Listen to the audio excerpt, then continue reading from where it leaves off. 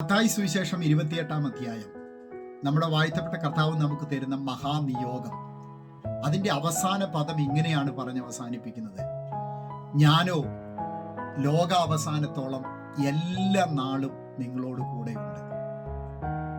നമ്മുടെ ജീവിതയാത്രയിൽ വിവിധങ്ങളായ കാലങ്ങളിലൂടെ, വിവിധങ്ങളായ നാളുകളിലൂടെ, സമയങ്ങളിലൂടെ നമ്മൾ യാത്ര ചെയ്യുന്നില്ലേ? ഉയർച്ചകളാകാം, താഴ്ചകളാകാം, സന്തോഷമാകാം, ദുഃഖങ്ങളാകാം. വിവിധങ്ങളായ നാളുകളിലൂടെ, കാലങ്ങളിലൂടെ നമ്മൾ യാത്ര ചെയ്യുന്നുണ്ട്.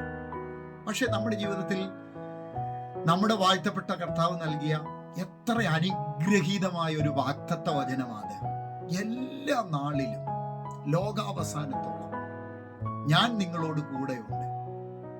നമ്മുടെ പ്രതിസന്ധി ഘട്ടങ്ങളിൽ, അല്ലെങ്കിൽ നമ്മുടെ ഏത് സാഹചര്യങ്ങളിലും നമുക്ക് എത്ര ആനന്ദത്തോടെ ആശ്രയിക്കാൻ കഴിയുന്ന, അല്ലെങ്കിൽ നമുക്ക് ഉറക്കെ പറയാൻ കഴിയുന്ന അനുഗ്രഹീതമായ ഒരു ദൈവവചനമാണത് എല്ലാ കാലത്തും, അല്ലേ? സഭാപ്രസംഗയുടെ പുസ്തകത്തിൽ വിവിധങ്ങളായ കാലങ്ങളെ കുറിച്ച് പറയുന്നുണ്ട്.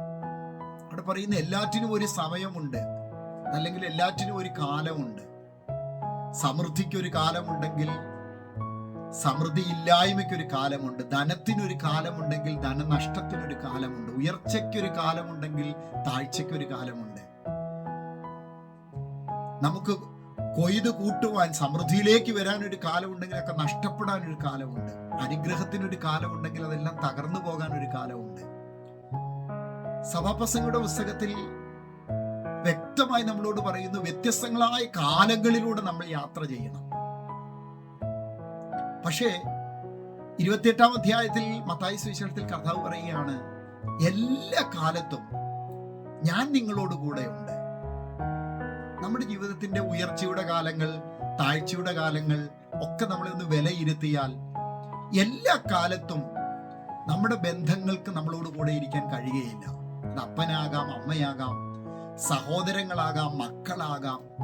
നമ്മുടെ എല്ലാ കാലങ്ങളിലും ഒരുപക്ഷെ അവർക്ക് നമ്മളോട് കൂടെ ഇരിക്കാൻ കഴിയുകയില്ല.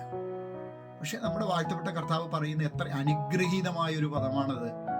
നമ്മുടെ ജീവിതത്തിൽ ഉയർച്ചകൾ ഉണ്ടാകാം, താഴ്ചകൾ ഉണ്ടാകാം, പട്ടിണി ഉണ്ടാകാം, ദാരിദ്ര്യത്തിലൂടെ നമ്മൾ പോകാം, സമൃദ്ധിയിലൂടെ നമ്മൾ പോകാം.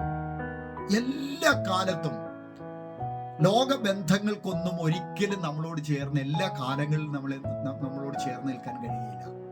ചില കാലങ്ങളിലൊക്കെ നമ്മളോട് ചേർന്ന് നിൽക്കുന്നവർ കാണും, അകന്നു പോകുന്നവർ കാണും.